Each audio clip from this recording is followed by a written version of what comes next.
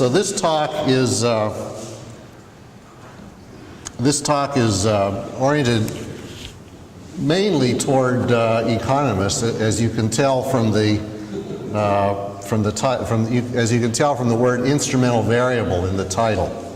So so what this is about is estimating the unknown function g in this model. Do we have a pointer of any kind here? I guess not. There. All right. The unknown function g in this model, and this model looks like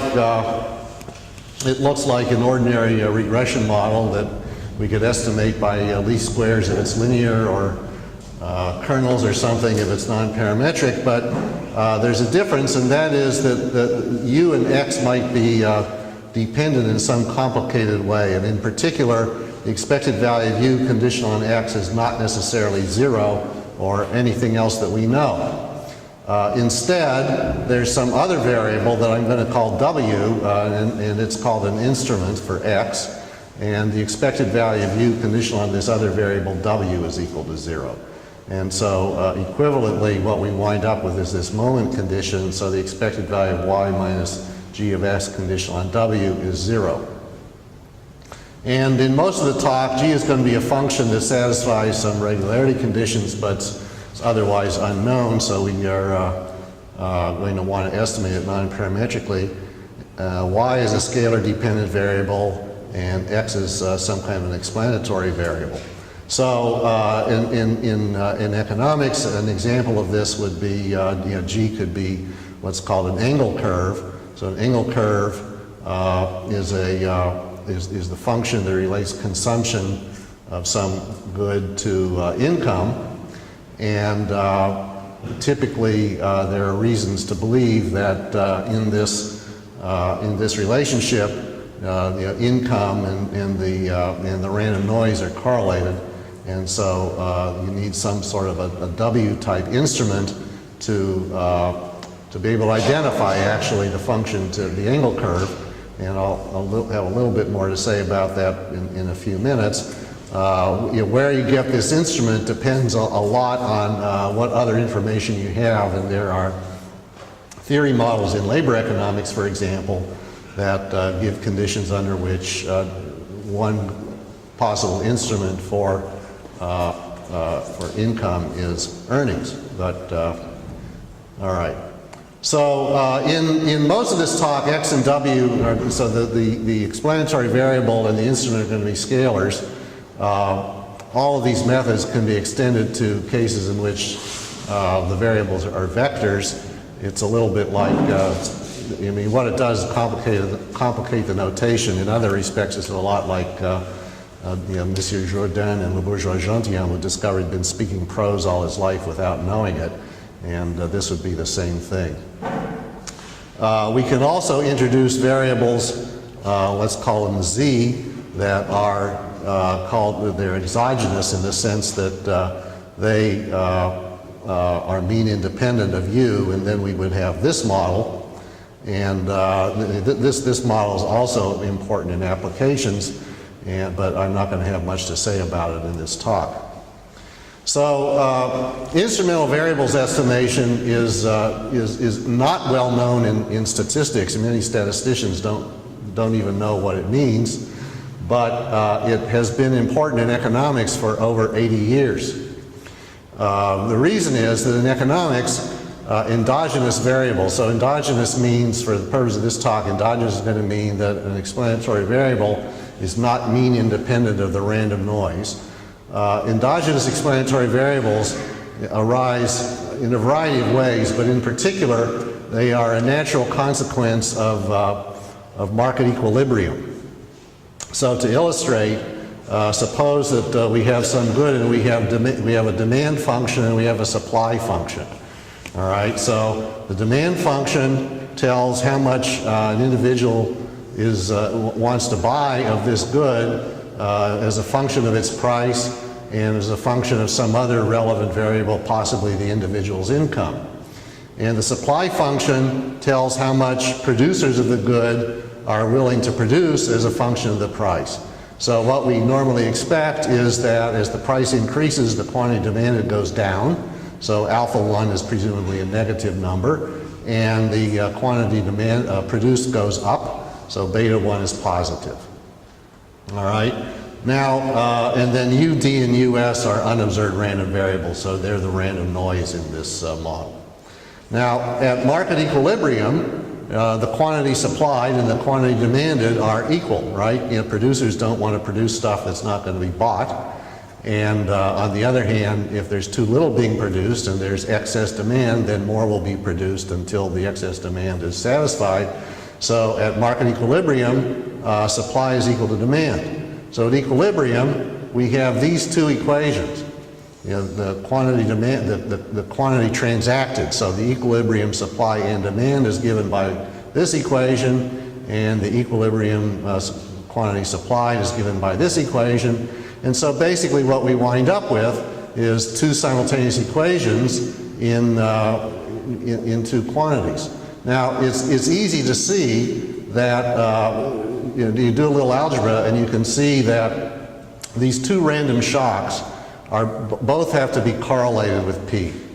So if you apply ordinary least squares to either one of these equations, you don't identify the population parameters of interest. You know, what you identify is some kind of a mixture of the supply and the demand functions, and it might be upward sloping and it might be downward sloping, and it doesn't tell you anything that you want to know.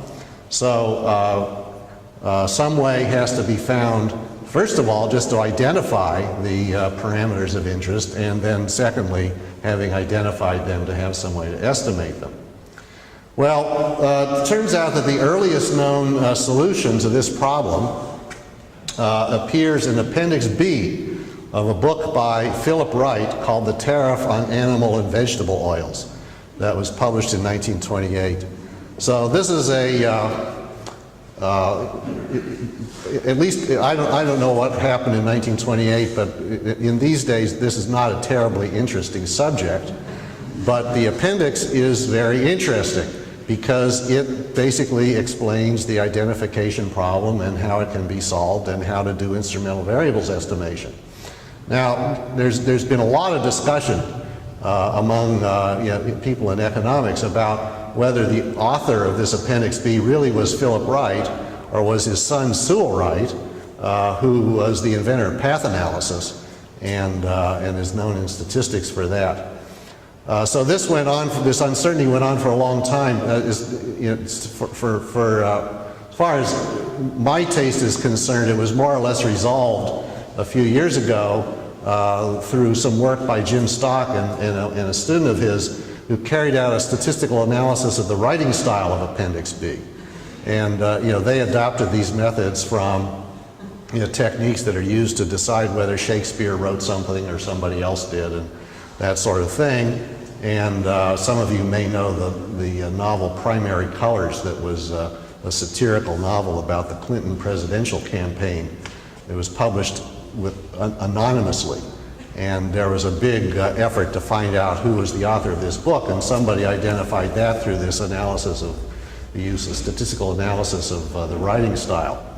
So, the Stock and Treby result is if you look at the frequencies of the occurrence of words and word groups, that it's much closer to the writing style of Philip Wright than to Sewell Wright. So Philip Wright seems to be the author of this appendix. So the appendix proposes using instrumental variables to identify and estimate demand and supply functions in market equilibrium, and it gives empirical applications to butter and flaxseed.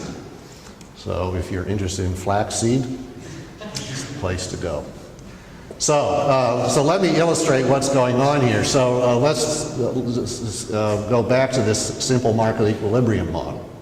So if you think about two lines that cross, so this is one line, this is let's say a downward sloping line, this is an upward sloping line, they cross somewhere. And because of the equilibrium phenomenon, you only get to see observations in the neighborhood. You basically only get to see the point where the lines cross. So in order to be able to identify either line, since one point, of course, doesn't identify a line, in order to be able to identify one of these lines, the other one has to move somehow. And so in this case, what we have is this variable z, and if it moves in some sense independently of p, then it's going to shift the demand function around, and the place where the shifted demand function crosses the supply function will trace out the supply function, and therefore will identify the supply function. So the result is that in this system, the demand function is in fact not identified. You can't learn anything about the demand function if your data come from this system, but the supply function is identified and by the movement of the demand function. And the supply function, its parameters, beta 0 and beta 1, can be estimated if we make the normalization that the expected value of US is 0, so that's just a question of how we choose the intercept. And then if we also assume that this instrument Z here is uncorrelated with US, so income is uncorrelated with demand shock. So if demand shocks come from the weather variables or something like that, the assumption is that they don't have anything to do with people's income immediately. And Z is called an instrument for the endogenous explanatory variable P. Endogenous means that P and UD are correlated. So under these assumptions, we have these two equations, and you can solve them, and you get this.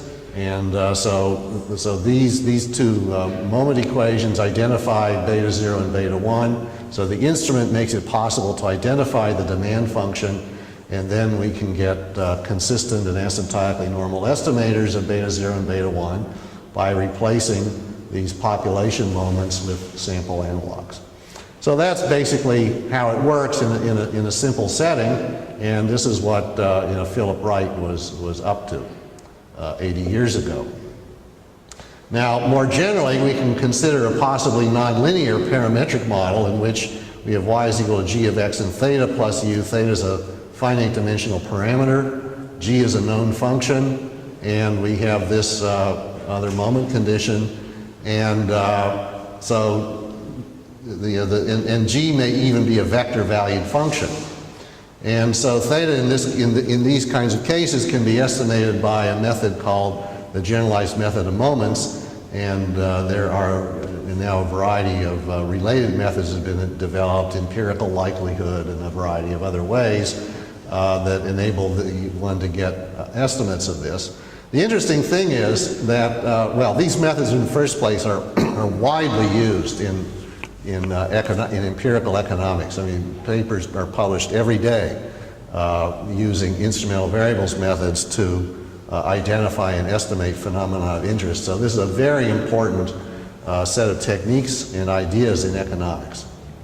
The other thing is that even now, 80 years after the, roughly 80 years after the first development of instrumental variables methods, they even for finite dimensional parametric models, they're still the object of intensive research.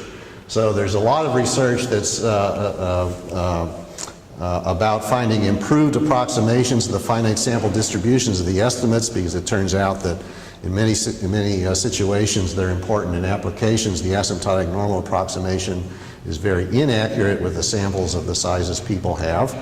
And there also is a lot of interest now in trying to understand what you can learn about theta when it's in fact not point identified.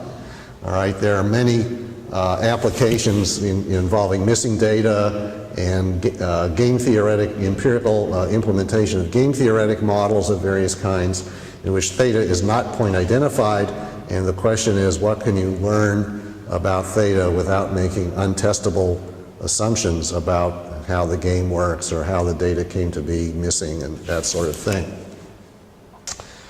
All right, now I want to talk about the case in which we're not going to assume that G is known up to a finite dimensional parameter. We're going to estimate it non-parametrically. So, for example, G might be an Engel curve or a demand function, and we want to estimate it without making any assumptions about its functional form. The motivation, at least in economics, for doing this is, in economics we like to think that we have a lot of theory about how consumers behave and suppliers behave and so on and so forth. And it is indeed true that there is a lot of theory in economics about this. but none of the theory provides information about the functional form. The theory never tells you that a function is quadratic or linear or something like that. Sometimes it provides information about shape. Sometimes it'll tell you that a function is monotone or convex or concave, but that's about all economic theory tells you. So there's no assurance that a parametric model that's chosen because it's analytically or computationally convenient, or because it's what your grandfather did, or because it's used frequently in the literature, which is more or less the same thing as what your grandfather did. There's no assurance that this contains the true function that you're interested in, or even a good approximation to it. And you know, there's of course lots of evidence that a misspecified parametric model can provide misleading results. So non-parametric estimation, the idea is to minimize the likelihood of misspecification, and it thereby reveals information that's available from the data as opposed to functional form assumptions. And very often, and I'll show you some examples of this later, functional form assumptions are much more informative than the data, in the sense that the precision that one seems to be getting by applying some estimation methods of the data is in fact an artifact of the functional form assumption and is not a consequence of what's going on in the data. And also, as I will illustrate, as a consequence of this, many non-parametric estimates do not necessarily support the substantive findings that you reach with the parametric model. In other words, the substantive findings that you get from the parametric model are artifacts of the assumed parametric model. So not the parametric form as opposed to what's going on in the data. Now, there may be reasons why you want to use a parametric model anyway, but what I want to argue here is that even if that's what you want to do, it's important to know what you are learning from the data and what you are learning from the parametric model, which may be a lot more than what you're learning from the data. Now, there are a lot of people who, again, in economics, there are a lot of people who spent a lot of time in their youth learning how to do ordinary least squares and things like that. And one of the things they learned is that when you do ordinary least squares, you can put in x, and then you can put x squared and x cubed and so forth. And they learned that a polynomial approximates any well-behaved function. And so we can just stick in x squared and x cubed and x fourth, and when all these things stop being statistically significant, we're finished. And why do we need non-parametric estimation? Because we can just have some parametric model that seems to be flexible. All right, well, of course, there's some, there is some truth to this. So, we don't expect angle curves and demand functions and earning functions and many of the other kinds of functions that are interesting in economics to be wiggly or to be discontinuous. Sometimes there's a discontinuous function, but most of the functions are smooth functions. And so it is true that a smooth function can be approximated well by a polynomial. Or it can be approximated well by this kind of a series here, where instead of having powers of x, we have some other kind of basis functions like trigonometric functions or splines or something like that. And if we do that, and we just write one of these specifications down, then once again, the coefficients, the thetas, can be estimated by GMM, and you can carry out inference in the usual way. And in fact, there's a class of non-parametric estimators called series estimators that work exactly this way. And so a parametric and a non-parametric series estimate may be identical. And so the people who say, well, least squares is good enough because a polynomial or whatever can approximate any function, as far as that goes, are right. What makes the two different in ways that should matter to an applied person is that parametric and non-parametric methods lead to different inference, even if the point estimates are identical. inference based on nonparametric estimation treats the, inference based on a parametric estimate treats the parametric model as exact. Whereas inference based on nonparametric estimation treats the parametric model as an approximation. And so the approximation error in a certain sense is included in confidence intervals and hypothesis tests, whereas the approximation error is not included when you just assume the parametric model is correct. And the consequence is that the resulting non-parametric confidence bands are usually much wider than parametric ones. So the important point here is that a parametric and a non-parametric point estimate may be the same, but inference using the two methods is different. And the reason that they're different is that one treats the parametric model as being exact, and the other treats it as being an approximation. Okay, let me sort of outline the theory of non-parametric IV estimation. Now, if you're a statistician or a mathematician, non-parametric IV estimation is basically an inverse problem. And there's a lot of elaborate theory in mathematics and functional analysis that goes with this stuff, most of which I don't want to say anything about, because in the end, if you do it, if you go about this the right way, then the actual process of carrying out non-parametric instrumental variables estimation is virtually identical to linear instrumental variables estimation, which everybody learned in elementary econometrics. So unlike some other parametric or semi-parametric estimation methods that are difficult to handle computationally, this method is in fact very easy to handle computationally and can be implemented using all of the techniques that have been around for, well, 80 years for doing linear instrumental variables estimation. All right, so I'm going to assume that all the x and w, the endogenous explanatory variable and the instrument, are supported on the unit interval. So there's no loss of generality of that, because if they're not, you can always transform them in a way so that they are. And so the model is this, and so the expected value of y conditional on w is the expected value of g plus the expected value of u, but the expected value of u is 0. So what we get is this, but this thing is that integral, and if you take the denominator of the conditional density, put it on the other side and do some algebra, what you wind up with is that this is the same thing as that, where t is this thing. So the thing that's important here is the object of interest is g. And so this is something that's clearly identified by the population distribution of y, x, and w. This is something that's identified by the population distribution of y, x, and w, because they just depend on the densities. So the object of interest is this integral equation.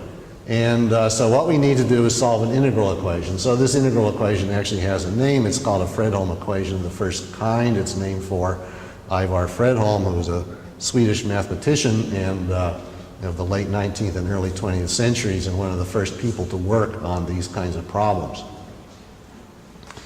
Now, in the modern way of representing this is an operator equation. So we say r is equal to tg, where r is this function and t is the operator that turns g into this integral.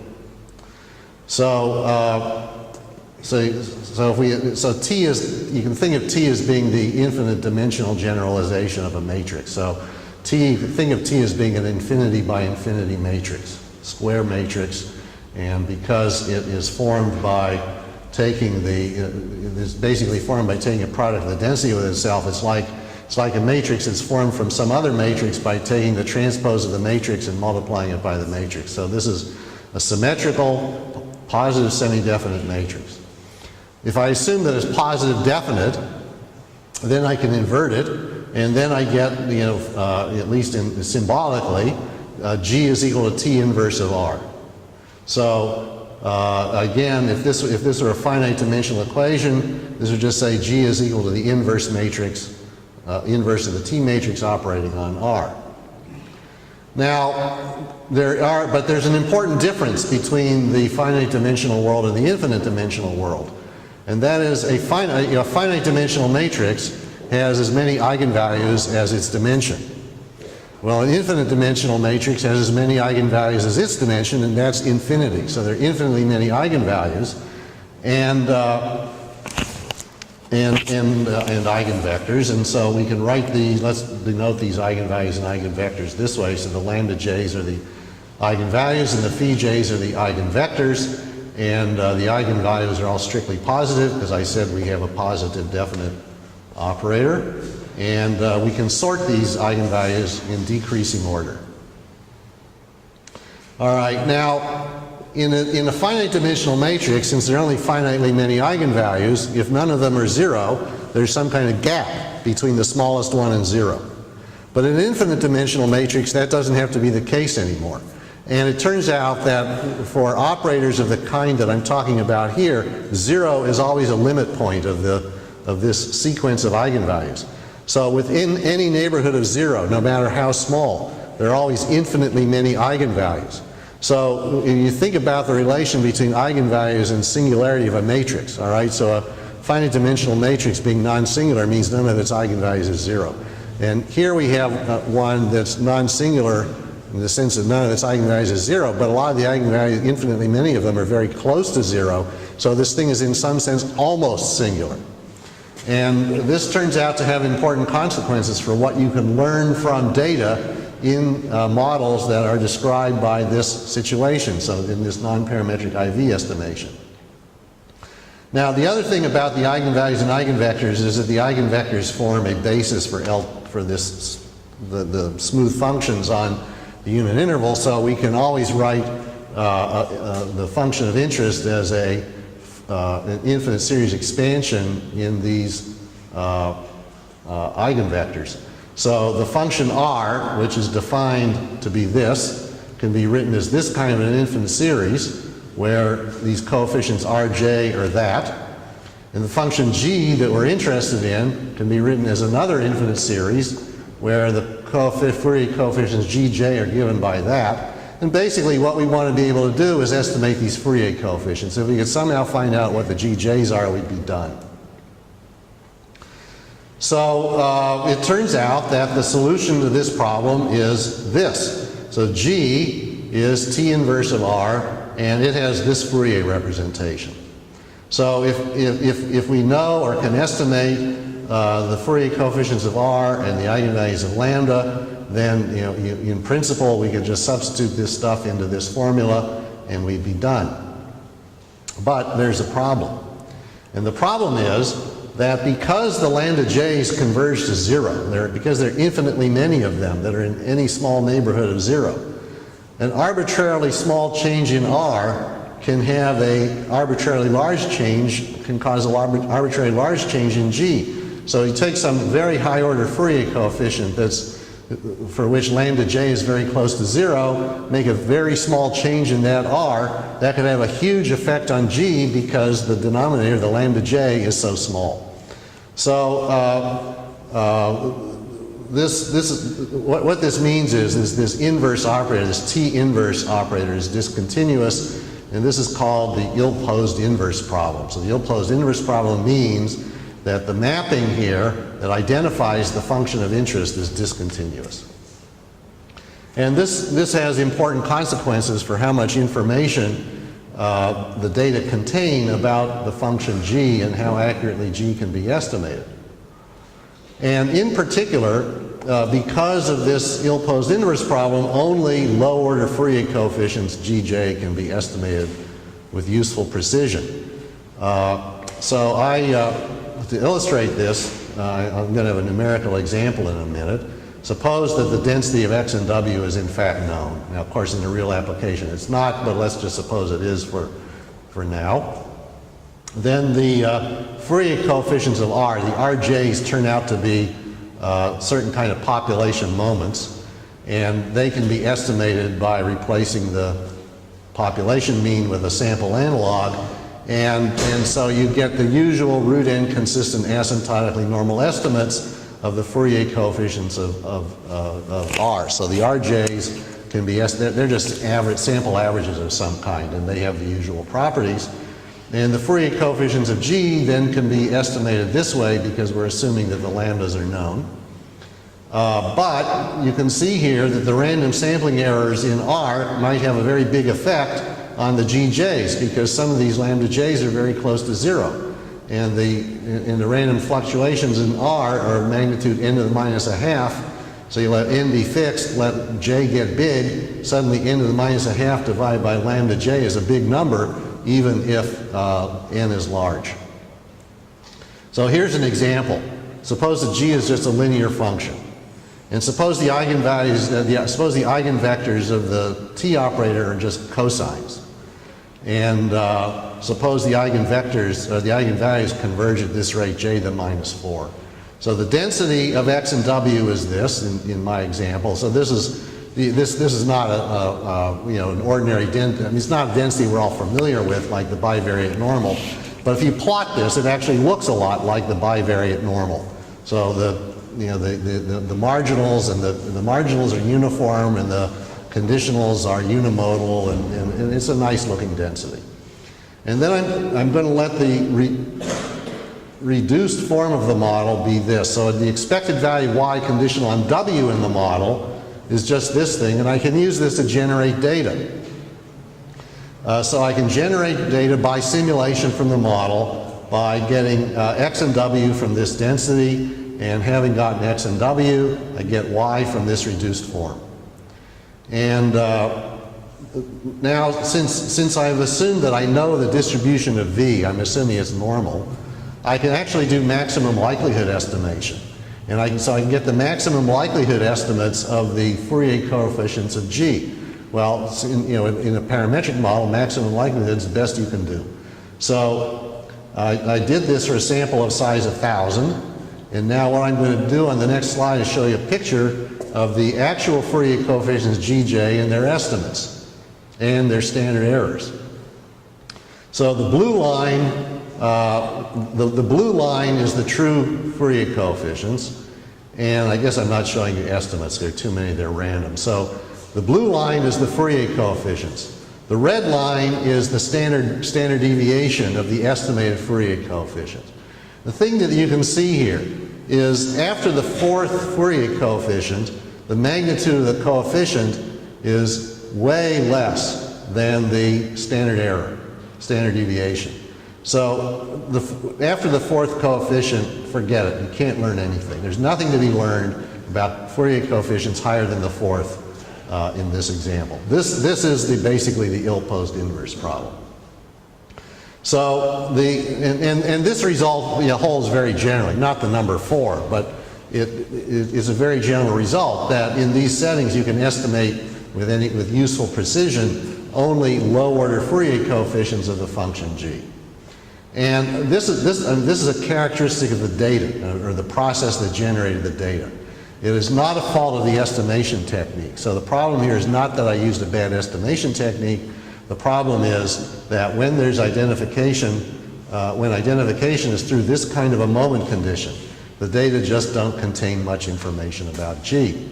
So if we want to obtain a useful estimate of G, we have to find a way to avoid the need for estimating the higher Fourier coefficients.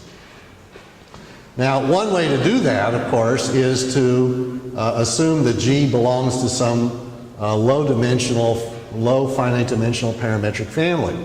And the reason is that a parametric model, in effect, specifies the higher order Fourier coefficients in terms of the lower order ones. And so you only have to estimate a few low order Fourier coefficients and you're done. Okay, but the problem here, of course, is that a parametric model is a strong assumption, and if it's incorrect, then it might give very misleading estimates. And the assumption that, and most importantly, the assumption of a parametric model provides no information about the accuracy of the approximation that it represents, or the effect of approximation error on inference. All right, the parametric model just asserts that it's true, and that's the end of that. So the next question is, can we make an assumption that's weaker than parametric modeling and provides at least asymptotically correct inference? And one way to do this, so there are a number of ways that you might think about doing this. One way to do it, not necessarily, it's not the only way, and in some applications maybe not even the best way, but a way is to assume that the function g is smooth in the sense of having derivatives. So this is a weaker assumption than saying that g belongs to a known parametric family, because in fact most of the parametric families that people use in applied research are subsets of the class of smooth functions. And this is an assumption that is likely to be satisfied by many of the functions that are important in applied econometrics, like demand functions and angle curves and earning functions and things like that. And it provides enough information about approximation error to make asymptotically correct inference possible. So what do I mean by smoothness? I'm going to define G to have smoothness S if it has S square integrable derivatives, and the sum of the squares of the derivatives is bounded by some number that I'll call CG squared. So the basic assumption is that G has S bigger than 0 square integrable derivatives. So the reason why this is useful is because, so suppose we let psi j be a basis for the functions on 0 to 1, so not necessarily the eigenfunction of t, because in an application we don't know what those are, but it could be cosines or orthogonal polynomials or splines or a variety of things like that. Okay, so it turns out that if G has smoothness S, then there are Fourier coefficients Bj such that this inequality holds. And what's important about this inequality is it says if we so G in general has an infinite series representation. So there are infinitely many Fourier coefficients, but we can't estimate infinitely many. And so what this result, which is from approximation theory, says is that if we just cut off this infinite series after j terms, then we make an error that is bounded by some constant multiplied by j to the minus s power. And the constant doesn't depend on what g is, it's a universal constant. So as long as g is in this class of smooth functions, we get this bound on the approximation error. So, and this bound is what we need to carry out asymptotically correct inference. Now, it's important at this point to be careful about what smoothness does and doesn't tell us. So what it tells us is that we have some upper bound of the approximation error, but it does not eliminate the need for all judgment in non-parametric estimation. All right, so and the reason is that depending on the details of G and the basis functions, you may need a lot of Fourier coefficients in order to achieve a good approximation of G. In other words, this constant C might be a big number. So for example, if you use cosines as the basis function, you typically need a lot of terms in the series before all the wiggliness of the cosines gets eliminated. So, so this is a problem because due to this ill-posed inverse problem I was just talking about, you can estimate only low-order Fourier coefficients. So as a practical matter, you want to choose basis functions that provide a good low-dimensional approximation to the function of interest. All right, this is again, this sounds like parametric modeling, but it's not the same thing as parametric modeling because for purposes of doing inference, we're not going to assume that this low-dimensional series approximation is exact, and in the right way, we're going to incorporate the approximation error into inference. All right, so there are a lot of non-parametric estimators for non-parametric instrumental variables estimators that have been developed in recent years. And here are the names of some people that have been associated with that effort. I'm not going to talk about any of them. I'm instead going to outline what I'm going to call a simplified version of the series estimator of Blundell, Chen, and Christensen. This simplified estimator, in the first place, is simpler, but more importantly, it's much more closely analogous to parametric instrumental variables estimation than the original estimator is. So let's remember what the identifying relation is. It's this moment condition. And I'm going to define m to be this function and a to be this operator. And so I can write an alternative mapping that identifies g as ag is equal to m. The relation between this mapping and the one I showed you before is if we take, think of A as being an infinite dimensional matrix. If we take the transpose of the matrix A, call it A star, say A star AG is equal to A star M, that's the equation that I showed you before. All right, now I choose some basis functions, polynomials, splines, whatever, and some integer where I'm going to truncate the series, and I approximate m by this Fourier series, g by that one, the density by that one. All right, and I can estimate these Fourier coefficients and those Fourier coefficients directly from the data. All right, and here are the estimates. So you can see that the estimates of the A's and the CJK's are just sample averages of the right thing. So so they're easy to do. And then that gives us an estimate of m and an estimate of the density. And now I can estimate the operator A, so the operator A, which is in the identifying relation, I don't know it either because it depends on this density. So I can estimate it by replacing the unknown density by the estimate. And now I'm going to define some functions that have the property that they are can be represented by one of these Fourier series of length Jn, and they have s-square integral derivatives that are bounded in the right way. And it's easy to show that the true G satisfies this is the solution to this optimization problem. So the double bars means the square root of the integral of the square. So we take m minus AH, square it, integrate it from 0 to 1, take the square root of that, and we get the thing in double bars. And so the true function g minimizes this thing over this class of functions. And the estimator is going to consist of replacing the true m and the true a with the estimates that I just showed you. So in particular, the truncated Fourier series. And that's how we're going to estimate g. So there it is again. So this is a finite dimensional optimization problem. So in that sense, it's easy to deal with computationally. Moreover, in large samples, the constraint that says that the function has to be in this set is not binding. And when the constraint is not binding, you can actually solve this problem analytically. And when you solve it analytically, it looks just like linear instrumental variables, except the variables, instead of being x, are basis functions of x. And instead of being, so that basis functions of x and basis functions of w. So it's, other than this change of variables, it's exactly linear instrumental variables estimation. So that's what makes this method attractive from the point of view of an applied researcher who knows how to do linear IV and is scared of non-parametric estimation.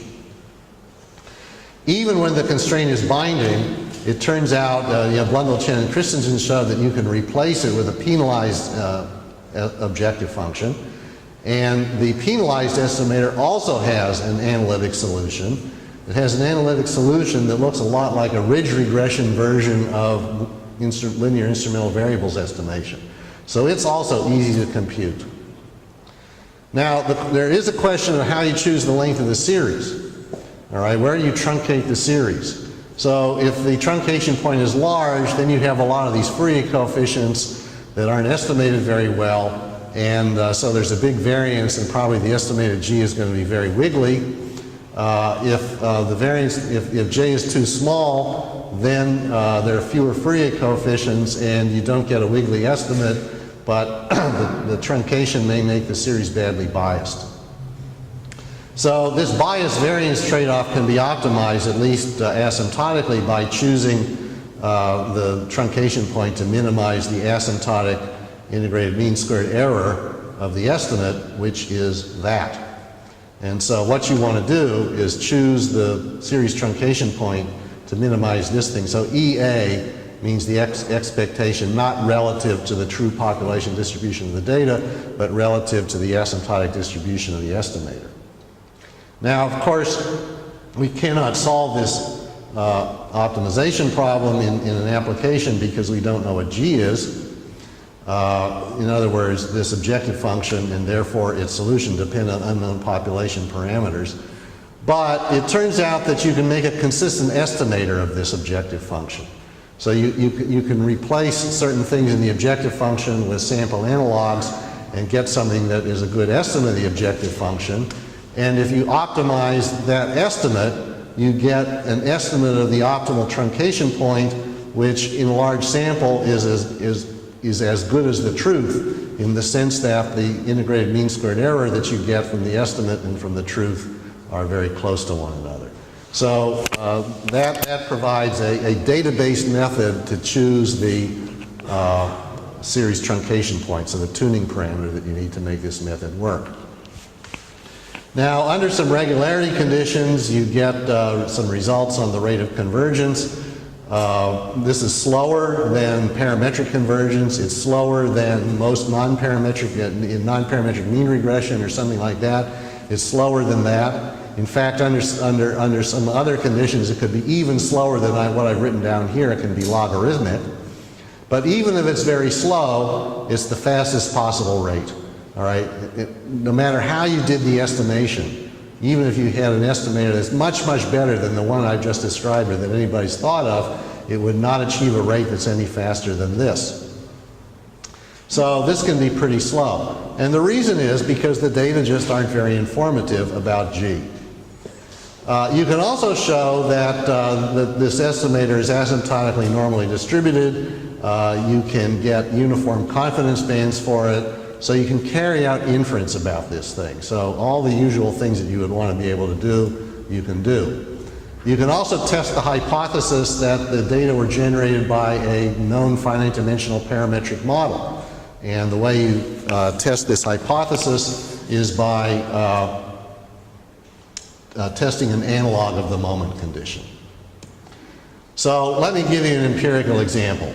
So Josh Angers and a co-author have a paper about the effects of class size on test scores of 4th and 5th grade students in Israel. And their substantive conclusions are based on a variety of different models and methods. Here I'm going to use just one of their models for 4th grade reading comprehension and their data, which you can download from their website, to illustrate the differences between parametric and non-parametric IV estimation. So I'm going to get some results that are somewhat different from theirs, and I want everybody to understand that this is not a general critique of the Angers-Levy paper. It's just a critique of one of their particular methods. So their model is this. So YCS is the average test score of students in class C of school S. XCS is the number of students in the class, and that's the potentially endogenous explanatory variable. DCS is the fraction of disadvantaged students in class C of school S. And new CS is a school-specific random effect. UCS is a random effect that's independent across classes and schools. And the instrument is this thing ZCS that's defined this way. And they call this Maimonides rule for choosing class sizes because apparently the Talmudic scholar, medieval Talmudic scholar Maimonides said that 40 was the right size for a class. So they carried out two-stage least squares estimation. Two-stage least squares is a version of linear instrumental variables estimation. The result is that their estimate of the two-stage least squares estimate of the coefficient beta 1 on class size is minus 0.11 with a standard error of 0.40. So according to this model, larger class sizes have a negative and statistically significant effect on reading comprehension. On the other hand, this specification test that I told you about a minute or two ago, this one here, where we're essentially basing the have a sample analog of the moment condition, and if this thing's too far away from zero, we reject the model. This test rejects the hypothesis that the linear model is correctly specified. Now, of course, this doesn't mean that the linear model is a poor approximation of the truth, because, you know, misspecified means it's either, in misspecification, it's either true or it's not true, but not true could be close to the truth or far from the truth. And so this test doesn't tell us anything about that. But, of course, in the parametric model, we don't know the quality of the approximation. So we ought to be a little bit cautious about drawing conclusions from this model. So here's the nonparametric version of the model, and it can be estimated using an extension of this series approximation method that I just told you about. And when you do that, you get this picture. So on the horizontal axis, there's class size. The vertical axis is the test score. And the blue line is the estimated function. Test score is a function of class size. And the dashed red lines are 90% confidence bands. That is a 90% confidence band for this function. Well, you can see that you can fit a lot of different functions within this band, and they can have a lot of different slopes, right? Positive, negative, wiggly, and so forth. So the conclusion from this is, this is an example in which the parametric model is providing all the information. All right? The restrictions of the parametric model are what are producing the Angus-Levy result in this case. You know, the non-parametric estimate is just uninformative. Now, some people have said, well, we don't really care about the function itself. When people do linear modeling, what they really think they're doing is estimating some kind of an average derivative. You can estimate the average derivative here, and it's very noisy too. So from these data, we just don't learn anything about the effect of class size on test scores. All right, there are a lot of applications of IV in which I've assumed up to this point that X and W are continuously distributed random variables. There are, however, a lot of applications in which they're discrete. In fact, if you read the applied econometrics literature, it may be that discrete variables are more common than continuous ones.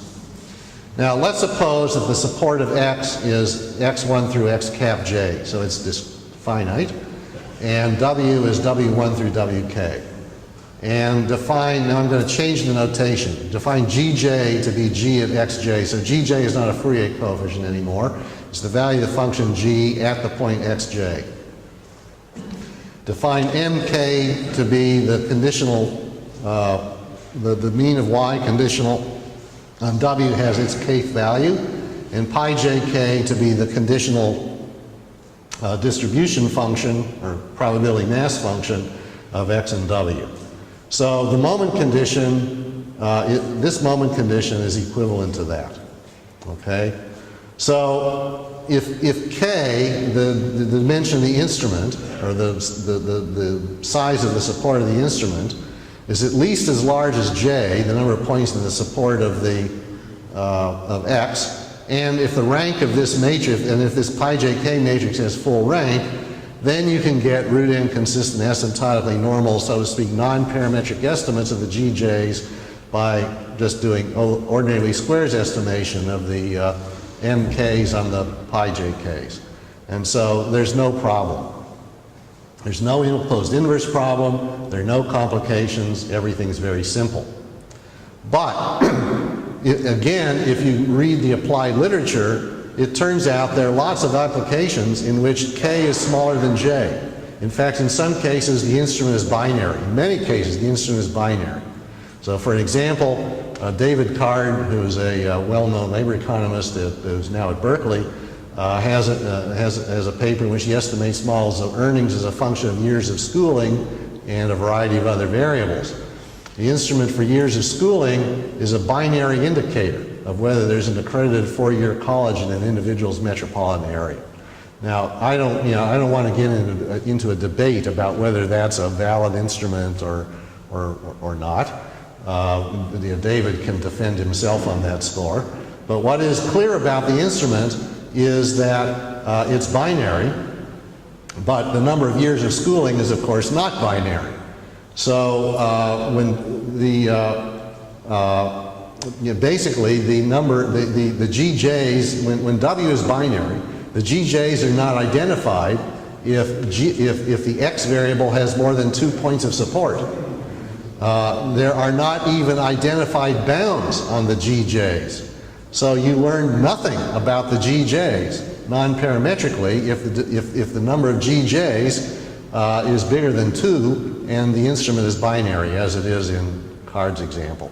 So now you can estimate a linear model of the GJs because a linear model has only 2 parameters in it, but the linear model is not testable, right? You could also estimate a model which says y is equal to a plus b x to the 25th power, all right? That would fit too, but again, it's not testable and you can't test it against the linear model. So there's really not very much to be learned here unless you make other assumptions. Now, Card assumed a linear model, and that was it. Yeah, he didn't discuss these identification problems.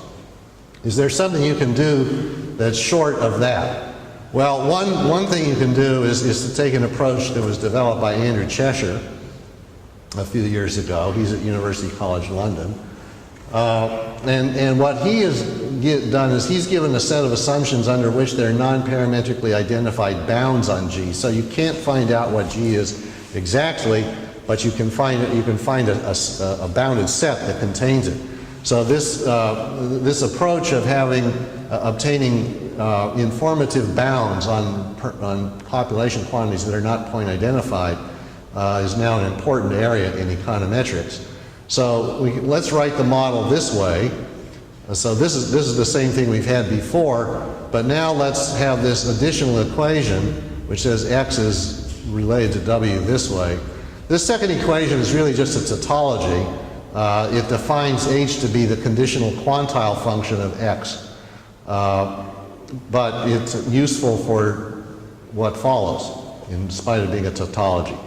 So let's order the points of support of x so that they are increasing this way. And now what Cheshire wants to do is first, the expected value of u conditional on w and epsilon. Epsilon is this thing in the second equation. The expected value of u conditional on w and epsilon is equal to some function of epsilon, e only. So there's this exclusion restriction. So large part of Cheshire's, whatever Cheshire's going to identify, what's important here is this exclusion restriction. This conditional expectation depends only on E, not on W. And moreover, this expectation is monotone. Then he's also going to assume this kind of an additional monotonicity restriction. And what he shows is that when these two assumptions hold, then you get this inequality that relates. So what you get is these bounds on Gj plus the C function. So the upper and lower bounds, this min thing and this max thing, these are both easily, these are estimable just as population, as sample averages. So you can easily estimate the bounds, and so you get upper and lower bound on this thing. Now this is, of course, there's not an upper and lower bound on the GJs because we don't know what the C function is. But if we take differences involving these inequalities, we can get estimated bounds on differences. So if we're in Card's situation and we want to find out what's the value of a university degree relative to a high school education, well, that's a difference. So in principle, we get identified bounds on these differences, provided that this condition holds. Okay? Now it turns out that in Card's return to schooling example, what this amounts to is saying that the probability of getting a certain amount of schooling conditional on having a nearby college is less than or equal to the probability of having a smaller amount of schooling conditional on there being no nearby college. So for example, the probability of finishing college if there's none nearby is less than that of getting a postgraduate education if there's a nearby college, or the probability of completing high school if there's no nearby college is less than the probability of continuing beyond high school if there is a nearby college. Well, this is actually a testable assumption. These are testable assumptions. And so CARD used data from a well-known data set in the United States called the National Longitudinal Survey of Young Men. And you can go into the data and you can compute these probabilities or estimate them. And you can find out that these inequalities are not satisfied in CARD's data. So the college proximity instrument in his case does not identify returns to completing high school or college without some assumption like linearity. Now, there's a different approach. It was taken by my colleague Chuck Mansky and his former student John Pepper, showing that identified bounds can be obtained under some different assumptions. So what they were interested in is treatment effects. So, you know, you have a treatment group that receives some medical treatment and another group that doesn't, but you don't have random assignments to treatments and controls, so identification of the treatment effect is an issue. And in this case, the treatment is, say, going to the university. And so they have one assumption they call monotone treatment response, and what that says is, so let Y1 and Y2 denote the outcomes, in this case earnings, that an individual would receive with treatment values, years of schooling, X1 and X2. And what this says is that an individual who receives more schooling, you know, would get higher earnings if we could just assign this, if we could assign this individual the treatment exogenously. In other words, not in the data, but in some hypothetical world. And then there's an assumption called that they call monotone treatment selection, and that says let Z denote the years of schooling that an individual actually selects, and let X be any any possible treatment level. Then if Z1 is greater than Z2, we have this. So in other words, individuals tend to select outcomes that give them higher earnings. So the monotone treatment response assumption, this one here, is analogous to Cheshire's monotonicity assumption.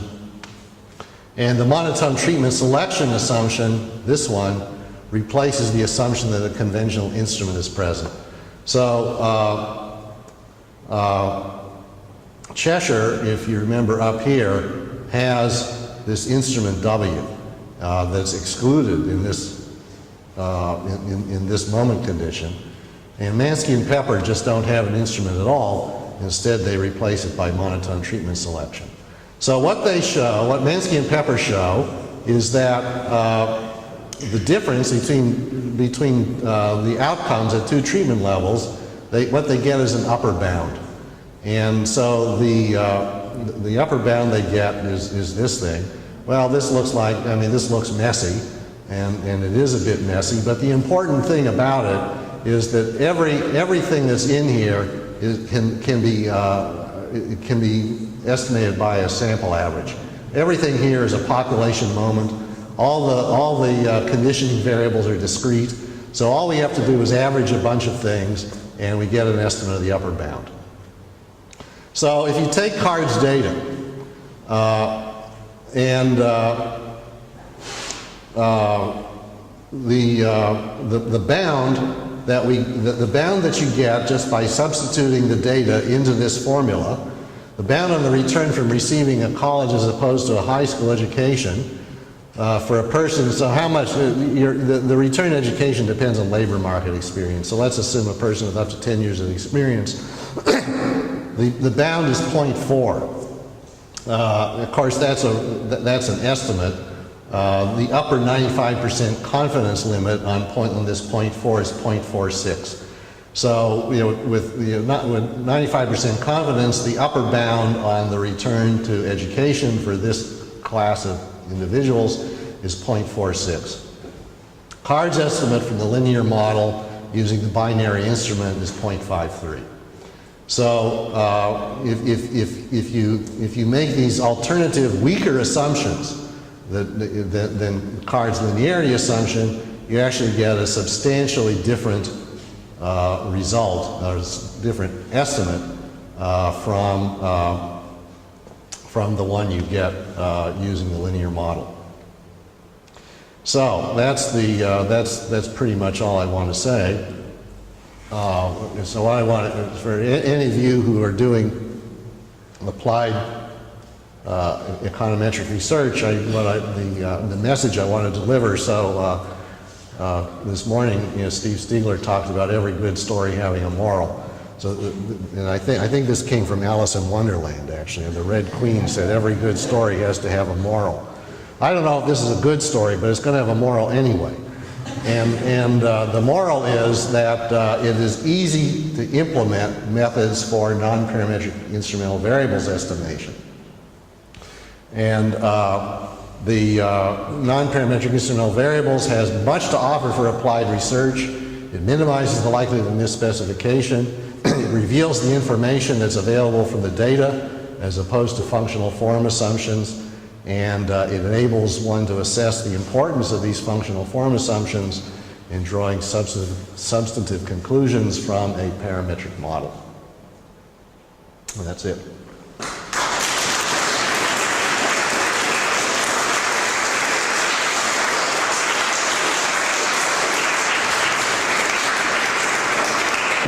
Actually, I've got two questions. One question that was in my mind was in standard instrument variable estimation, we always say a good instrument, well, it needs to be correlated with the thing it's supposed to instrument, and it needs to be uncorrelated with the error term. And then I was sort of, I lost track of that, where this was used in this development of yours. And in particular, in the end, or in the moment when you presented this angular screw size example, now it turns out under the non-parametric estimate, in fact, it also included this line in the confidence interval, which would mean there's no effect of cut size whatsoever. And then, of course, I think, and you said at the beginning, it may be useful to carry out this analysis just to see how much you're relying on certain assumptions to produce a certain result. Now, here as an applied researcher, one piece of the puzzle could be that there's a weak relationship between the instrument and the thing that the effect of which I want to estimate. But that's not driving it here, right? If I understand it correctly. That I can test the correlation between the instrument and I think, so what you're showing basically is something else. Is that right? Yeah. So correlation between the instrument and the instrumented is important in linear estimation. And the reason why it's important is, how do we get up to the top here on this?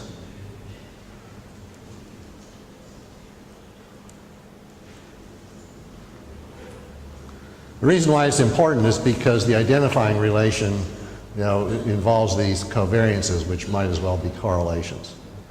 So that's how correlation, the correlation coefficient or the covariance gets into linear IB. But as soon as you get away from linearity, correlation no longer is a good indicator of what you might call the strength of the instrument. Okay, and instead what's important is the eigenvalues of this operator. All right, and the reason is because they show up in the denominator of the identifying relation. Okay, now if X and W, the instrument and the thing it's instrumenting, if they are independent, then a bunch of eigenvalues are 0, and the correlation, of course, is also 0. So in this extreme case, these two ideas coincide, but otherwise they don't. So for example, suppose that the joint density of X and W is bivariate normal. Okay, then these eigenvalues, it turns out, converge to 0 exponentially fast, no matter what the correlation coefficient is. So it could be bivariate normal with a correlation coefficient of 0.01, or bivariate normal with a correlation coefficient of 0.99. And either way, you get this exponentially fast rate of convergence of the eigenvalues, and so either way you can only estimate very low order coefficients, and you're going to get a very imprecise estimate. Even though in the high correlation situation in a linear setting, we'd say we had an outstanding instrument. So as soon as you get away from linearity, correlation is no longer really a relevant measure of association. Maybe if I can do one more, that refers to the Mansky and Pepper part at the end. And if we read it off the slide correctly, then there was a lower bound of 0 that was implied by their monotonicity assumption. Right. So the treatment effect cannot be negative. That's basically what. Yeah, under their monotonicity assumption, it sort of by construction is not negative because, I mean, of course, if you reverse the order of things, it would be negative. But they're making use of the monotonicity assumption to have a positive bound. So the lower, in that setting, the lower bound is not informative. It could never be negative anyway. It's the upper bound that's informative. Because the parametric or the more standard model would allow the treatment effect to be negative or positive. Right. So they're in effect saying, suppose we know the treatment effect's non-negative. Might be 0, but it's non-negative. Yeah.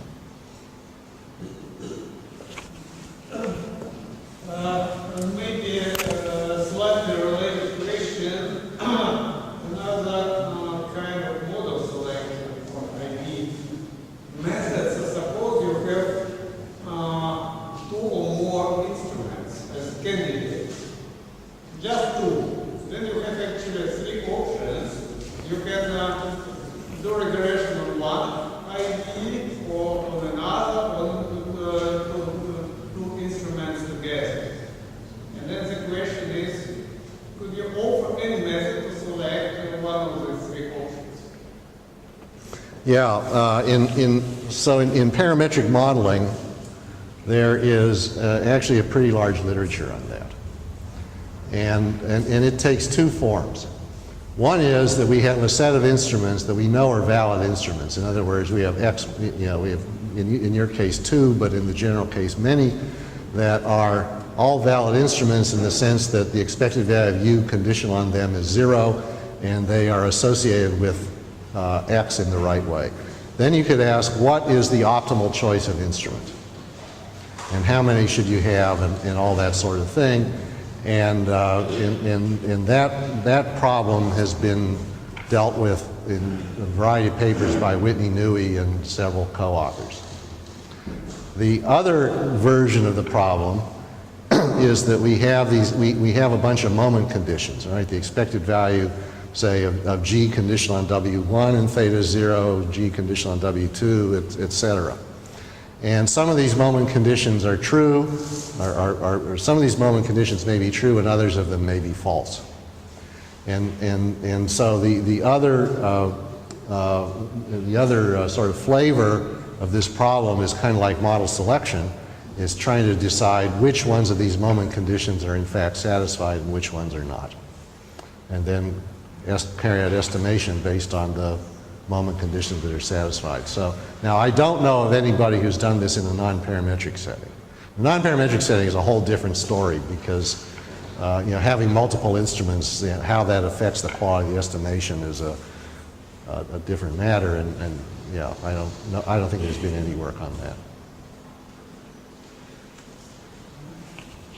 Hello, very interesting talk. Actually, looking at the way of convergence actually leads me to think of 2 things.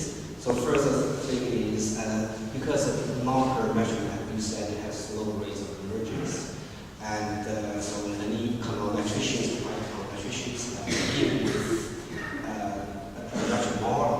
So the natural thing to say, hey, let's look around the parametric model, that is trying to find a non-parametric correction to a non-parametric model. Would that actually improve the practical utility of your methods? That's one question. And second question, the rate of convergence you present was very similar to the non-parametric deconvolution of errors and variables problems. Are there any connections between these Well, the answer to the second question is yes. Deconvolution is another one of these ill-posed inverse problems. And although there are the technical aspects of the problems are different in some important ways, sort of at a conceptual level, they are the same problem, and the rates of convergence are slow for the same reasons. And you have to deal with them in similar ways. So in deconvolution, you take the ratio of two characteristic functions, and the denominator one is going to 0, and random fluctuations cause trouble, and so you have to do something about that. And this is a similar thing, but with these eigenvalues. So the two are very closely related. Can you reduce one power to another one count? Can what? Can you reduce one power to another one count? You can reduce the if the problem of the general deconvolution problem is that the operator that it produces doesn't have a discrete spectrum.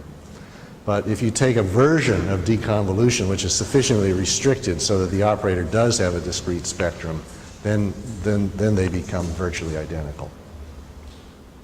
As to your first question, I guess I'm not quite sure what you mean by a non-parametric correction of a parametric model. I mean, one could think of semi-parametric dimension. So what I really have in mind is your assumption of function G smoothness. So if I were able to take out the nonlinear or the shape out, my resulting function would be far more flat. Mm-hmm. So therefore, you could allow yourself to make more errors. So in other words, it's like you are searching around the parametric family. I don't know about that. I think, and I don't have an answer to that question. Something that I think that I've thought about a little bit, and that I think is at least promising from the point of view of problems that arise in economics, is to, in addition to having these identifying conditions, to have some kind of shape restriction like monotonicity or convexity or something, because economic theory often does tell you that a function is monotone or convex or satisfies some kind of shape restriction. And it's possible, I mean, that can help not only with identification, but potentially also with the precision of an estimate. I didn't expect you to improve any rates of convergence, but certainly qualitatively. It won't improve the rate of convergence. It won't improve the rate of convergence, but it helps a lot with identification, and it might improve finite sample performance a lot, which is, after all, what you really care about in the end.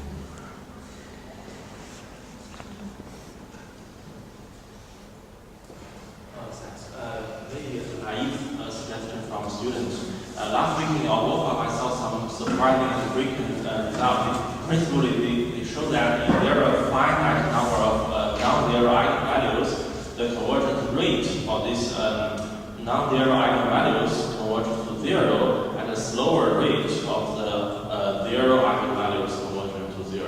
Principally, the non-zero eigenvalue converges to 0 at the rate n power minus half, and the zero eigenvalues converges to 0 at the rate n power minus 1. And this actually in practice is useful because we can use a sequential test to test whether some of these eigenvalues is 0 or not. So somehow in this slide there's no need for you to do this infinity summation. You can, I mean, by this sequential test you can actually pick only finite. Well, yeah, I'd be interested in learning about that, but in the setting that I'm talking about, none of the eigenvalues are 0. Because if there are eigenvalues that are 0, then G is not identified. So the identifying assumption, or one of the identifying assumptions, is that all of the eigenvalues are positive. Now, and testing for whether all the eigenvalues are positive is actually not possible. So.